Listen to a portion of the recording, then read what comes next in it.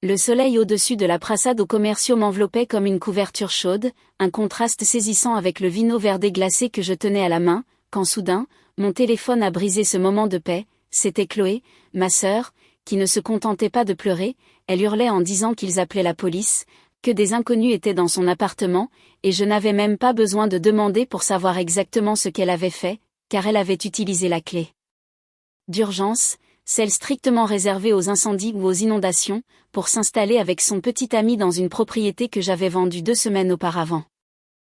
Je n'ai pas eu le souffle coupé, je ne me suis pas excusée, j'ai juste pris une lente gorgée de mon vin et avant de vous raconter comment ma famille a essayé de détourner ma vie depuis l'autre côté de l'océan, laissez un commentaire pour me dire d'où vous m'écoutez, j'adorerais savoir qui fait partie de notre communauté. Pour comprendre pourquoi je n'ai pas crié, pourquoi mon pouls est resté stable, vous devez comprendre d'où je viens, vous devez comprendre l'architecture de la culpabilité dans laquelle j'ai vécu pendant 32 ans à Paris, où la pluie grise ne se contentait pas de laver les rues, elle semblait imprégner les murs en placo de ma vie, rendant tout lourd, humide et impossible à déplacer.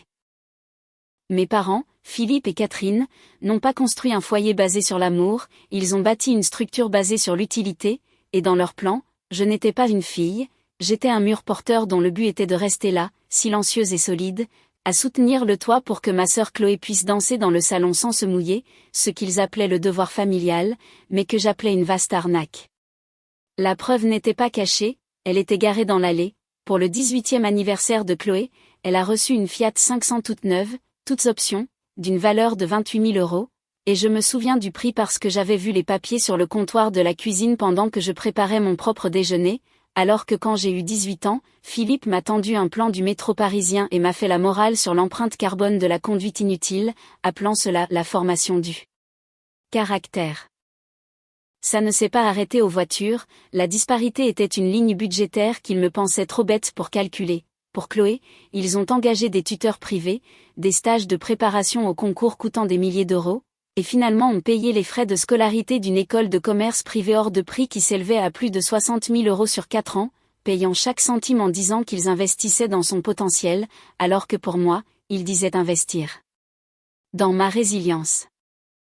J'ai cumulé 3 boulots tout en passant ma licence à la Sorbonne, je scannais des articles chez Monoprix jusqu'à 2 heures du matin, je dormais 4 heures et j'allais en cours, et quand j'ai obtenu mon diplôme avec mention et sans aucune aide de leur part, ils n'ont pas célébré ma ténacité, ils ont célébré le fait que je nécessitais peu d'entretien, c'était leur compliment préféré pour moi. Camille est si autonome, Camille n'a pas besoin de nous, et ils avaient raison, je n'avais pas besoin d'eux, mais eux avaient désespérément besoin de moi.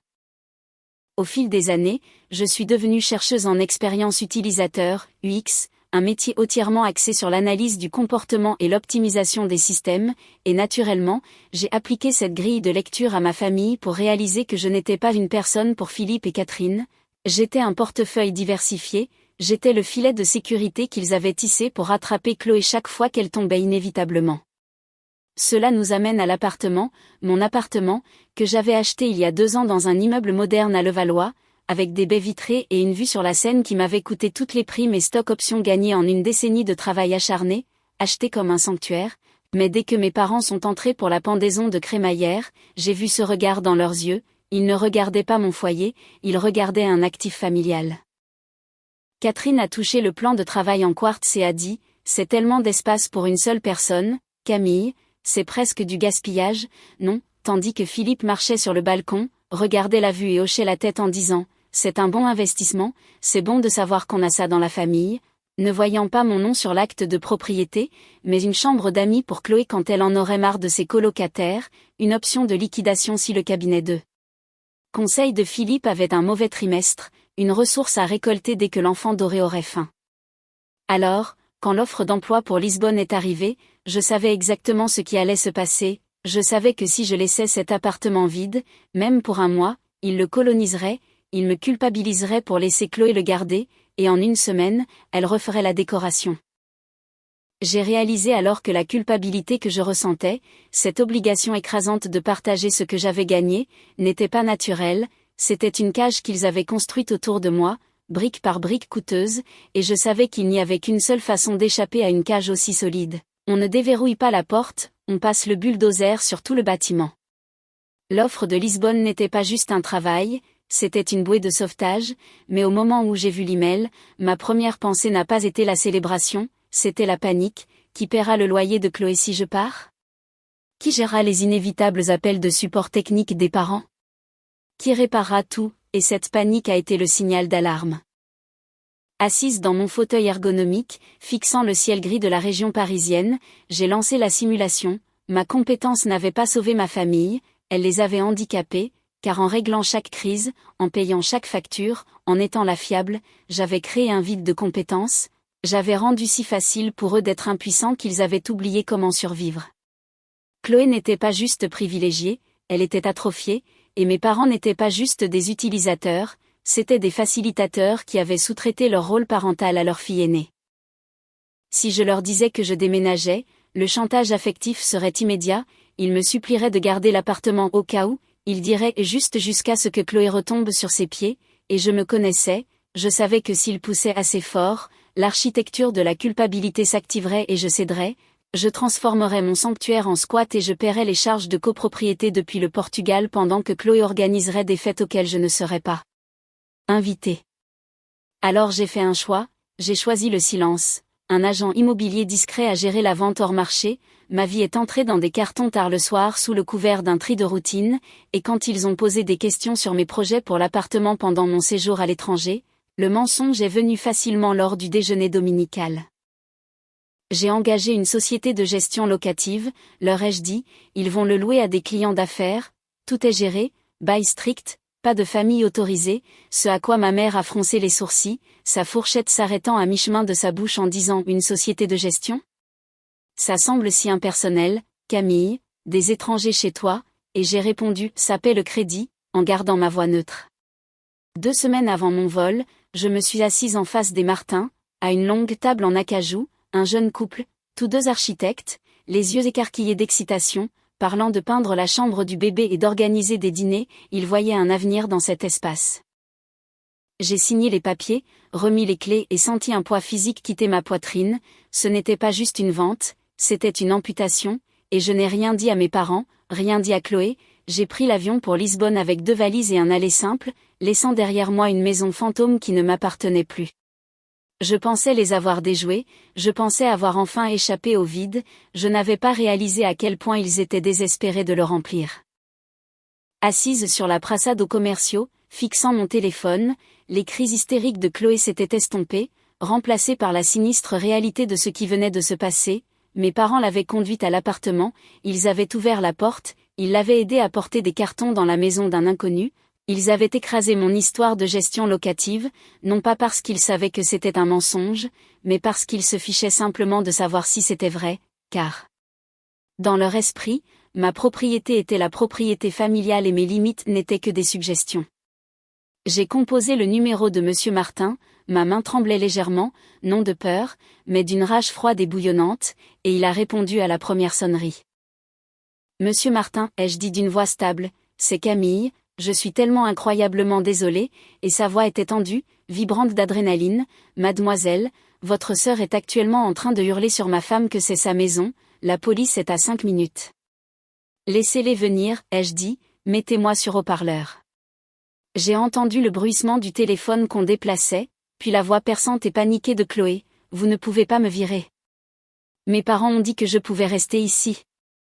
Camille a dit que c'était bon, et j'ai répondu, je n'ai jamais dit ça, Chloé, ma voix se projetant dans un salon à 1500 km de là. Le silence qui a suivi était absolu. Camille.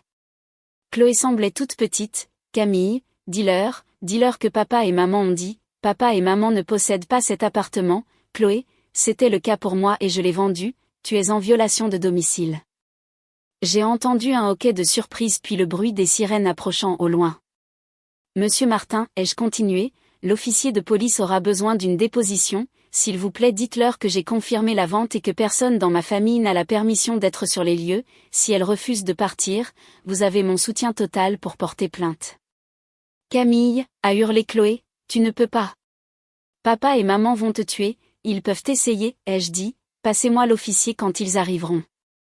J'ai passé les 20 minutes suivantes à faciliter l'expulsion de ma propre sœur depuis un autre pays, j'ai écouté l'officier arriver, examiné l'acte de vente que j'avais envoyé par email à M. Martin, et dire à Chloé qu'elle avait deux choix, partir volontairement ou partir menottée, et j'ai entendu la défaite dans sa voix quand elle a choisi la première option. Quand la ligne a finalement coupé, je n'ai pas pleuré, mes émotions étaient verrouillées dans un coffre-fort, j'ai commandé un autre verre de vin alors que le soleil se couchait sur le Tage, transformant l'eau en un or brillant et scintillant, et j'ai ressenti une sensation étrange dans ma poitrine, légère et aérienne, c'était le sentiment d'un pont qui brûlait enfin irrévocablement. Mais le feu n'était pas encore éteint, mon téléphone s'est rallumé, appel vidéo entrant, papa, c'était l'heure de l'entretien de départ.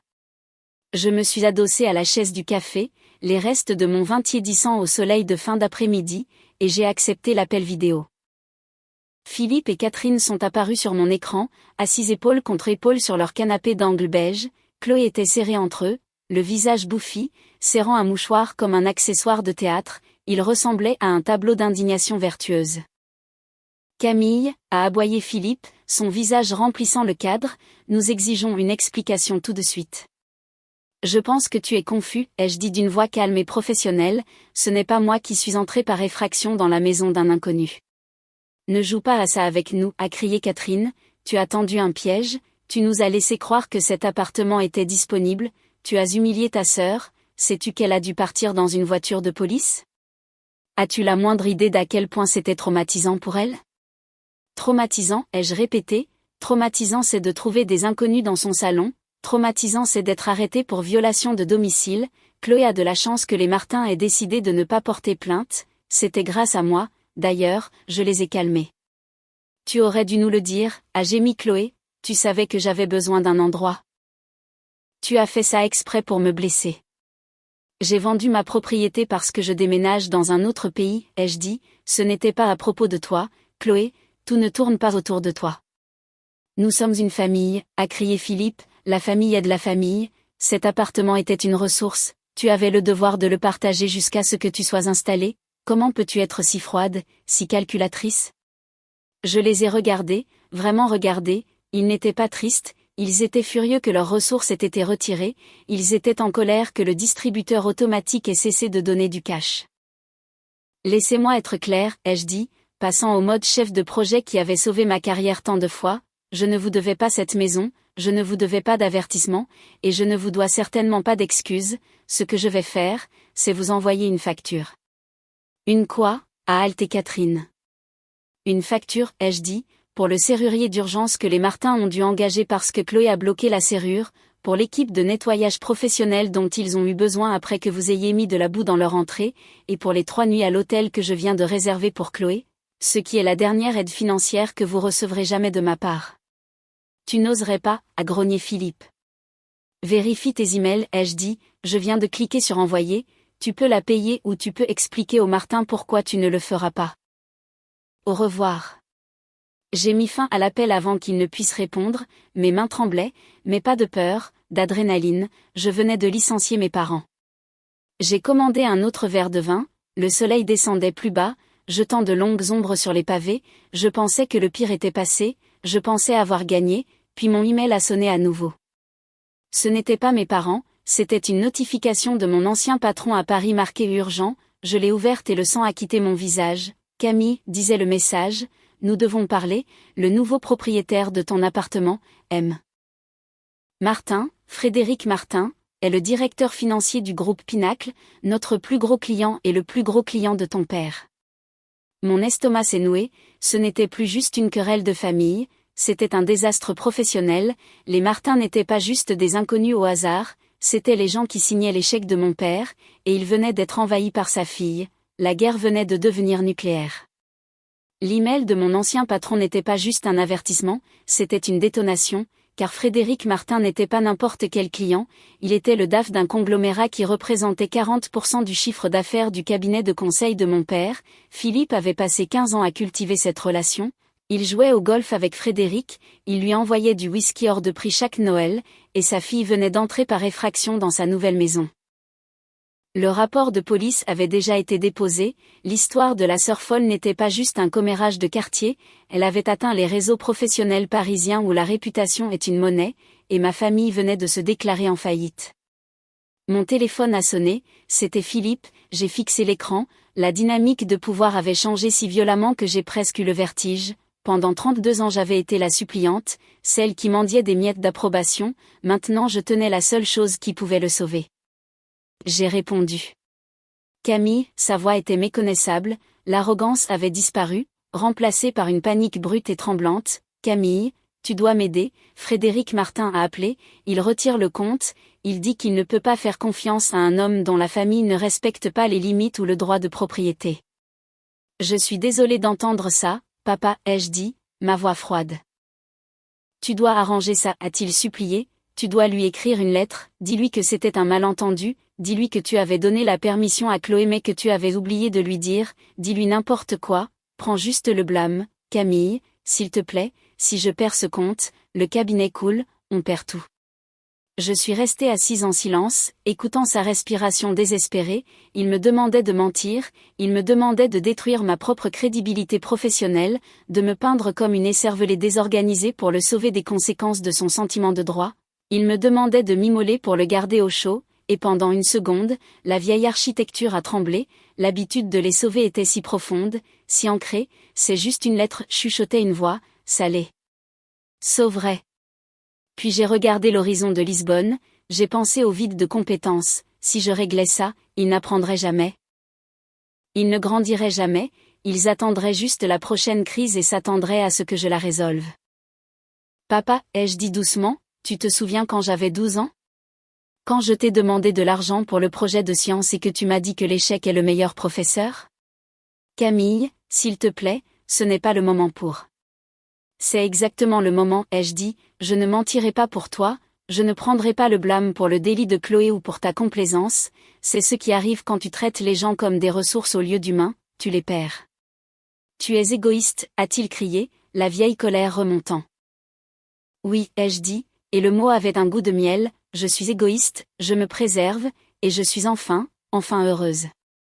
J'ai raccroché, puis j'ai bloqué son numéro, j'ai bloqué Catherine, j'ai bloqué Chloé, je suis restée assise là alors que le soleil plongeait sous l'horizon, baignant la ville dans le crépuscule, je venais de détruire l'entreprise de mon père, je venais de couper les ponts avec toute ma famille, et je ne m'étais jamais sentie aussi vivante. 6 mois ont passé depuis que j'ai raccroché ce téléphone, 6 mois de silence, j'ai bloqué leurs numéros, leurs emails, leurs réseaux sociaux, je ne l'ai pas fait pour les punir, je l'ai fait pour protéger la paix que j'avais enfin cultivée.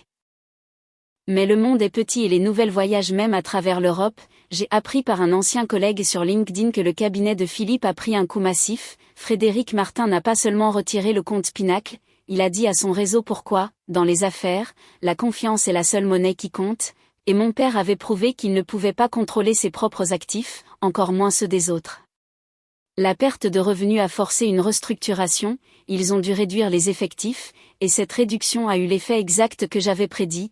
Avec le trésor de guerre familial épuisé, la subvention Chloé s'est enfin tarie, il ne pouvait plus se permettre de payer son loyer, il ne pouvait plus se permettre de la garder comme animal de compagnie. La semaine dernière, j'ai vu une mise à jour de statut d'une cousine commune, Chloé a un travail, un vrai, elle travaille comme secrétaire médicale dans un cabinet dentaire en banlieue, ce n'est pas glamour, ce n'est pas le salaire à 6 chiffres auquel elle se sentait droit, mais c'est le sien. Le vide de compétences a fonctionné. En me retirant, en refusant d'être la béquille, je les ai forcés à apprendre à marcher, ce n'était pas cruel, c'était la chose la plus nécessaire que j'ai jamais faite. Ils luttent, oui, ils sont probablement malheureux et me blâment pour leur malheur, mais ils fonctionnent, ils survivent sans me cannibaliser. Je suis assise maintenant à une petite table en fer dans le quartier de l'Alfama, l'air sans le sel et les sardines grillées, le serveur place un pastel de nata et une bica, un expresso fort, devant moi, je prends une bouchée de la pâtisserie, la crème chaude et sucrée, les flocons de pâte collant à mes lèvres. Je suis seule, je n'ai aucun contact d'urgence listé dans mon téléphone, je n'ai pas de fête de famille sur mon calendrier, je n'ai personne qui m'appelle pour réparer son imprimante ou payer son loyer. Pendant 32 ans, je pensais que ce genre de solitude ressemblerait à une punition, je pensais que ça ressemblerait à un échec, mais au lieu de cela, je regarde le tramway jaune cliqueter dans la rue pavée escarpée contre le ciel bleu, et je réalise à quoi ça ressemble vraiment, ça ressemble à la victoire, ça ressemble à la première inspiration qu'on prend après être sorti d'une pièce qui manquait lentement d'oxygène. Je n'ai pas juste survécu à ma famille, je les ai dépassés, j'ai construit une vie qui me va, pas un garde-meuble pour leurs attentes. Je prends une gorgée de café, il est amer et parfait, je suis égoïste, je suis solitaire, je suis libre.